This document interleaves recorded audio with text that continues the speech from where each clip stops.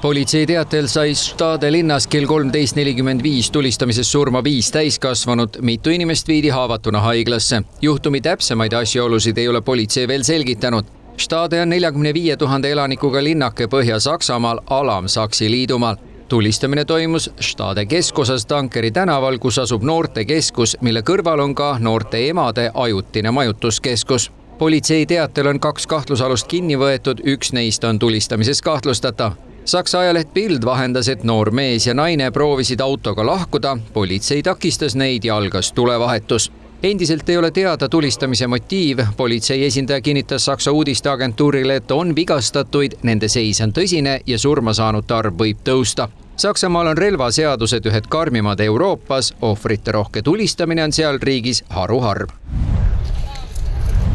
Hommikul sai Ukraina keskosast Dnipro linnas 100 kilomeetrit rindest eemal surma 5 inimest. Haiglasse viidud 28 vigastatust 4 on kriitilises seisus. Dnipro kuberneri sõnul tabas Vene rakett ühte eraettevõtet. Zaporižja oblastis sai tabamuse väike buss, kus hukkus 2 ja sai vigastada 6 inimest. Kreml kinnitas täna taas, et eesmärgid Ukraina puhul pole muutunud, ehk siis denatsifitseerimine, 4 Ukraina oblasti kontrolli ülesaavutamine ja muu selline. Samas püüab Venemaa juht Vladimir Putin jätta muljet, et Vene väed on edukad Ukraina territooriumi anastamisel. 1300 sõduri kaotus iga päev ei väärinud võimupartei kongressil mainimist, kuid kütusepuudus, mida tunnevad venelased igal pool, siiski küll. Putin mängis taas ajaloolisel võrdlusel. Мы проходим через трудный этап, но он многому нас научил, позволил почувствовать саму суть понятия гражданина России. Pikemas intervjuus Vene telekanalile heitis ta kõrvale vajaduse kohtuda Ukraina riigipeaga, öeldes vaid, et kõnelused käivad loomulikult ja Kiiev on pakkunud kaugemate löökide lõpetamist, sest, ja see on nüüd uus tase, Vene kättemaksulöögid Ukrainas on võimsamad ja tuntavamad. Seda, et Ukraina drooni- ja raketilöögid on tekitanud kütusepuuduse kogu Venemaal, pidi ka Putin tunnistama.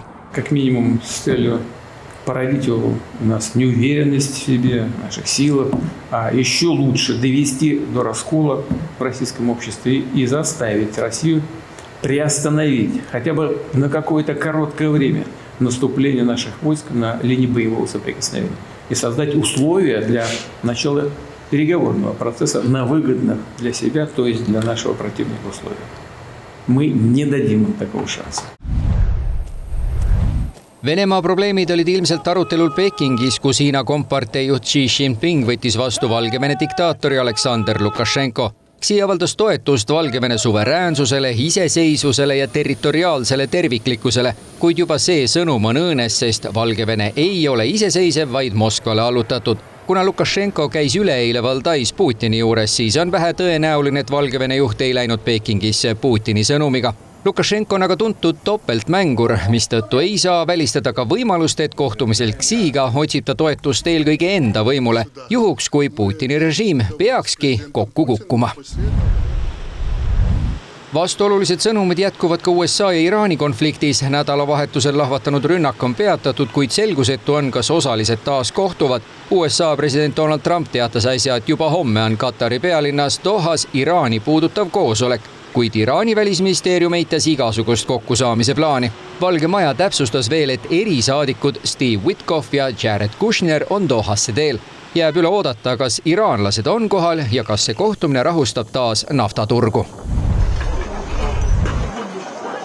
Topeltmaavärina tagajärgedega tegeleva Venezuela põhjaosas pealinna Caracase lähedal toimus kell 7 varahommikul järeltõuge magnituudiga 4,6. Presidendi kantselei teatel uusi varinguid see ei tekitanud, kuid kinnitab taas, kui seismiliselt ohtlikus kohas Venezuela on. Täna suutsid päästjad 106 tundi maal lõksus olnud 21-aastase mehe elusalt välja tuua, kuid tema on üks neist imedest, sest aeg tiksub nüüd spetsialistide sõnul ohvrite kahjuks.